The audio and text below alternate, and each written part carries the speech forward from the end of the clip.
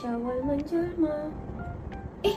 Korang 30 hari, 30 tutorial by Aidanisha. Okay, macam biasa saya akan gunakan palette daripada book set ni. Ni ada eyeshadow, ada glitter, ada lipstick, ada highlighter, ada blusher, dan juga belakang ni ada compact powder ataupun contour. Saya nak buat macam look pink-pink sikit. Untuk base saya pakai warna pink, soft pink sahaja. And then next saya akan pakai warna kat sikit daripada warna pink tadi.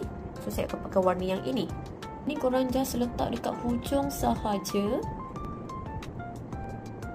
Next saya akan pakai highlighter lah. So saya akan letak highlighter yang warna putih ni. Saya akan letak bahagian hadapan.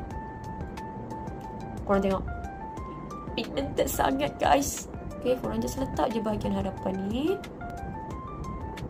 Okay, untuk makeup kali ni saya memang akan guna satu buku ni. Sebab saya nak korang beli dekat beg kuning saya sekarang. Sebab apa? Sebab diorang tengah buat promo. Dulu saya beli RM50. Hari ni korang boleh dapat dekat beg kuning sekarang. Tengok berapa. And apa yang bestnya, korang boleh bawa pergi raya dan tak payah dah nak bawa banyak barang. Just bawa satu buku ni, komplit satu muka. Okay, jom kita teruskan. Kali ni saya akan pakai eyeshadow juga. Tapi saya akan pakai warna gelap, iaitu warna hitam. Kita buat window dulu.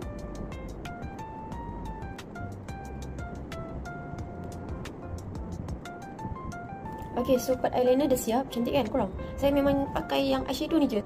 Rasa macam nak buat eye gel tu. Dan makeup Douyin tu. Tapi tak tahu jadi ke tidak. So, let's try je lah. Okay, agak sedikit gelap untuk buat eye gel tu. Harap menjadilah. Bismillah. Macam jadi, macam tak. Letak highlighter juga. Ini saya ambil warna yang sama bahagian sini. Next part is blusher. Saya akan pakai yang warna soft pink. Saya akan tambah dengan highlighter supaya lebih nampak wow. Aku pakai kod yang ni. Sebab kod yang ni korang punya muka lebih nampak natural. Kalau yang lain tu cantik juga. Depends lah korang nak pakai warna yang mana. See? Nampak tak korang? Nampak tak? Oh, dia punya pore tu jauh dah pergi. Perbezaan Okay, ni tak ada highlighter. Yang ni ada highlighter. Nampak pipi lebih naik kan? Lebih cantik kan? Okay, ni pula bawah dagu sikit. Untuk shading hidung saya akan pakai dekat bahagian compact powder ni. So saya akan ambil coat yang ni.